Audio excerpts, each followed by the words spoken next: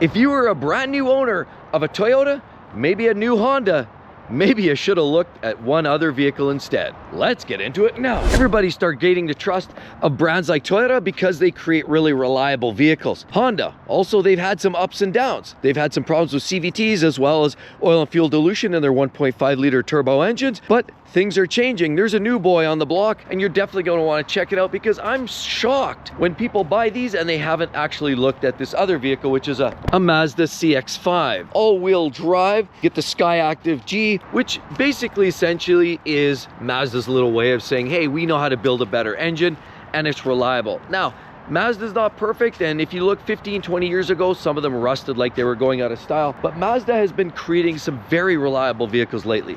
And people often ask me, I want something relatively affordable, I want something reliable, something a little bit more old school, but yet something that doesn't feel old. We're talking about the brand new Mazda series of lineups. I mean, CX-5s like this vehicle here, the CX-50, which is a lower, wider version, same platform, gives you some more flares, upgraded price tag, of course, but it has a lot of other nice features and looks a little sportier. I personally love the Mazdas. I've had Mazdas throughout my life many, many years ago. I've had RX-7s, a few of them. I've had GLCs, 323s. I love the brand. I think they actually are often overlooked, way too often. I mean, forget about just the perspective of the style, because if you look at Mazdas right now, I think they're doing things that are a lot more risque, if you will, compared to some of the Toyotas and Hondas. You know, they do have a little bit of a sportier look to them. I love personally the newer Mazdas, you know, the CX-5, the CX-50, even in Mazda 3, which is their car, either get a sedan or even get the frumpy back end on the hatchback version. Either way, they're all very sporty, and the front end is what really defines the modern day Mazdas. I really do believe that they've upped their game, but it's more than just style, because I mean, if you look at Mazda, it's a clean design. It's not full of all kinds of widgets, and maybe that's part of the game. Maybe that's the point, is simplicity wins the game in this case. And I truly believe in a world of complexity and overly complex vehicles, everybody's going to direct fuel injection, everybody's going turbochargers, everybody's going with hybrid technology, and everybody's throwing everything you can at it but the kitchen sink in the dashboard just to try to flash and dash and get people into the latest and greatest vehicle, just to sell somebody on the newest version of whatever it is they were trying to sell. But Mazda has been managing to keep a fairly simple profile. Now, it's a vehicle that people just don't look at all that often, and I'm truly shocked as to why. Taillights, very clean, effective, but you know what? They don't look ultra cheap. I mean, look at the Toyota, for example. Now, Toyota's been doing this a long time, and you really can't fault Toyota for great, you know, for great quality and reliability. But if you look at just the overall styling, this is sort of a very boxy look. And where Toyota, you know, certainly takes the reliability game, and almost you could say they take the throne, Mazda is definitely stepping up the game in terms of style. Here you have something that's very square and boxy, but here you have something that looks a lot more like Toyota's version of the Lexus, which is the NX series, which looks a lot more like the base trim Mazdas. Even just look at some of the details. Okay, they got LED here. I like talk superficial initially, but we will get into the fact of reliability and ownership costs on these vehicles here too. Style is the first thing that grabs your eyes. A lot of people do care about reliability and features and long living, you know, lifestyle and lifespan of a lot of these vehicles. It's a very basic, okay, there's some basic elements that keeps things simple on these vehicles, but the headlights look very interesting and certainly a nice step and upgrade from what you're seeing. In my own personal opinion, you get some beautiful chrome accents here. You get these different style projector headlamps, and other than that, I mean, it's more of an entry point vehicle. It's not a luxury vehicle, it's a vehicle made for the masses, and as such you're not going to get all the high levels of bling, but that's the point, that's the win. You get the Mazda 3, which is a car, the CX-3, the CX-30, CX-5, CX-50, and you basically look at all of those sort of subcompact, compact, mid-sized vehicles, the SUVs and cars. One thing that's common is the drivetrain. Some of these vehicles, a lot of people complain that yes, there is a cylinder deactivation in later models. That being said, because of the chip shortage, if you're looking to get one without cylinder deactivation, you're probably going to be looking for something that's the naturally aspirated 2.5 liter 4 that you would find under the hood of something like this in the non-GT version or the non-turbo turbo version. So there was many 23s out there, and from what I understand, some 22s, 23s, and possibly some early 24s that came in the naturally aspirated form did not have cylinder deactivation and did not have the start-stop because they were rationing chips. And we know what was happening a few years ago. The brands were quite often doing that. I heard the same thing in Mercedes. Some of their lower trim level vehicles were coming without certain features, whereas upper trim levels did. I mean, it was just a matter of rationing the chips at the time. And so some people don't like that. That might be an option. But the bottom line is what you're getting is something that you really don't see that much anymore.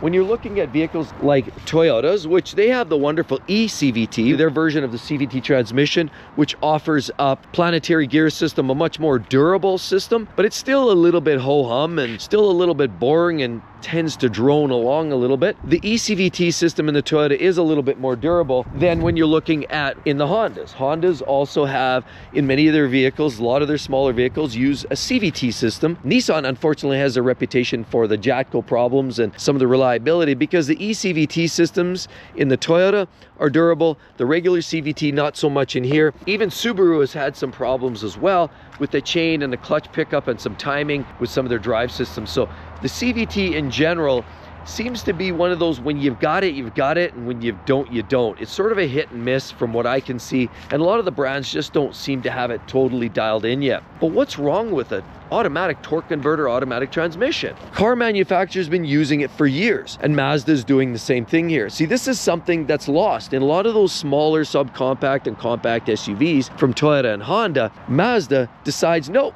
we're gonna go with a 6-speed automatic transmission, and it happens to be reliable. And it works. And it's not a 10-speed. You don't need to shift 100 times before you're up to 60 kilometers an hour. Instead, you get a 6-speed automatic. It finds its sweet spot like gears and shifting and transmissions have been doing for years. But Mazda has created something that just is a little bit old school. On top of it, if you select a car like, oh, say the Mazda 3 in the base trim with the front wheel drive, you can actually get a 6-speed manual gearbox and a front wheel drive in the base Mazda 3. That's right, you can still get a 6-speed manual or a 6-speed automatic, both of which have proven themselves through hundreds of thousands and millions of miles because of their simplicity and durability. And that's what Mazda's doing. And I still am shocked that people are sleeping on these vehicles, even with things like cylinder deactivation, which we know can prove to be slightly problematic with time. Mazda has proven that they've got a vehicle that will run hundreds of thousands of miles. There's proof. There's lots of documentaries that these vehicles are durable. We also notice RepairPal has collected a bunch of data on these vehicles and says that they have a high level of reliability. They also have a relatively low maintenance running costs day to day, year to year. You're not going to break the bank running these. That's right. They're likely going to be even less money out of pocket every single year for maintenance than the garden variety Toyotas. If you're liking the video so far, you're gonna love the rest of the channel. Be sure to hit that subscribe button down below and don't forget the notifications bell so you know when the next amazing video is coming. According to RepairPal, an annual service cost averages about $462 per year to keep these vehicles on the road. Now you compare that to the industry average of vehicles across the market in the industry, you're looking at closer to $652 per year to keep every other vehicle on average on the road for maintenance costs. So it's clear even a couple $100 every single year is enough. That might be your lattes every day. That might be, you know, skipping and going out for lunch every second Friday with your buddies from work. Whatever it is, there's a little bit extra money in your pocket every single year because of the lower maintenance costs related to a lot of these modern day Mazdas. Now, also according to RepairPal, vehicles like this have a potential of a failure. Unexpected. That means a trip to the dealership. You know, you might have to take it into the shop.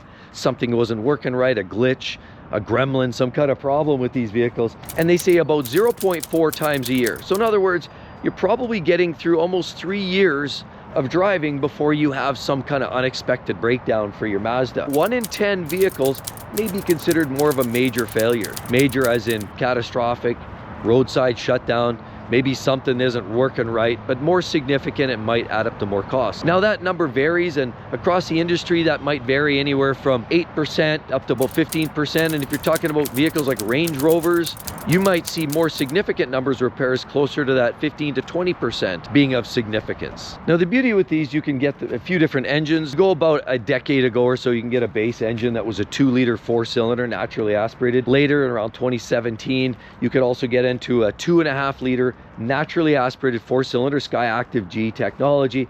You can get into something like that that produced about 187 horsepower, which was really enough for most people just to scoot around. It's not a fast car. You probably don't need your racing gloves, but it'll get you around the neighborhood and it'll get you to work and back. There's also a nice upgrade that for 250 horsepower under the hood, you get essentially a warmed up and a slightly tuned 2.5-liter 4-cylinder, but it had turbocharging associated with it. I personally love the GT version. I think it's peppy, it's spunky, it has nice snap to it, and the base engine does feel a little bit lethargic, but I mean, that's no different than any other the competition in the space. When if you're looking at Toyotas, if you're looking at Hondas, most of those tend to feel a little bit low-key.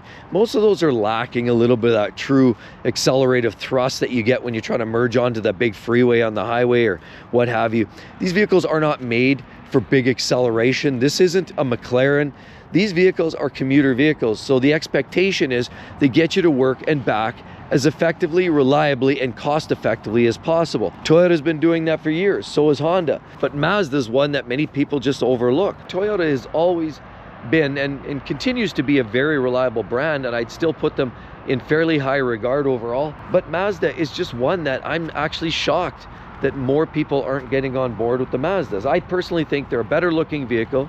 In some cases they perform better, but the simplicity of it all is really what makes these so great. Look, you get disc brakes back here. A lot of the basic vehicles, you're getting drums. Now that one there has discs on the back. This one gives you discs here, but you get these beautiful, you know, metal gray alloys here.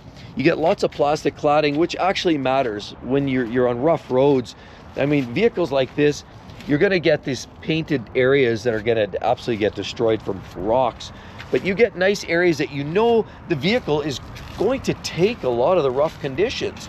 And all that plastic cladding, well, in a lot of cases, many people consider that cheap. As long as you're using it in the strategic locations like that, it's gonna protect the bodywork from a lot of harsh conditions. You know, a lot of gravel on the road is just something that quite often takes a toll on a lot of these vehicles. Looking at this Mazda is clearly just one of those vehicles that stands out. Now, a good friend of mine had one of these. He loved it so much. Actually, in fact, he bought a brand new CX-50, so he basically upgraded to the lower, wider version with the turbo or the GT version. But other than that, you know, he's been in Mazdas for years. So even before his CX-50, CX-5, he had some other Mazdas as well, SUVs, and he's been driving Mazdas for years. And it was almost like the honeymoon is over, because before that, he drove a Jeep Grand Cherokee. And with the transmission issues, he just wanted to get out of that thing. It was time to get away from that Jeep product and get into something more reliable. That's when he finally sampled and tasted Mazda, and he hasn't gone back since. So Mazda is one of those brands I truly believe has a lot to offer. A lot of people aren't really looking at them too seriously, but they really should consider them. Take one out for a drive. I think you'll probably find they're a lot more impressive than meets the eye. On top of it, they have the bigger vehicles. You know, there's also CX-7 and the CX-9, which effectively are their full-size vehicles. The CX-9 gives you more of a luxurious appointment. It's full size, gives you that turbocharged inline 6. They're really trying to master and craft that after BMW, that recipe for a silky smooth inline 6. But they're large and they're very comfortable. And in the top trim, they are absolutely little rocket ships. Now, it's a full-size SUV, but Mazda creates everything. If you're looking for a little car that's sporty, if you're looking for a small SUV, they've got you covered, or full-size SUVs as well too. Remember, there's very few 3-row SUVs out there that I would recommend, because a lot of them are the big GM products. A lot of them, like even the Jeep and the Grand Cherokee L, and a lot of them aren't necessarily chalked with reliability. They might have tech, they might have features and size, but when it comes down to quality and reliability, a lot of them are lacking. That's where Mazda, from my personal experience and what I've seen and heard and know of people, they're absolutely almost bulletproof. With all of that said, right there, check it out. What's going on with that reliability? Hope to see each and every one in the next one. See you real soon, everybody. Bye-bye.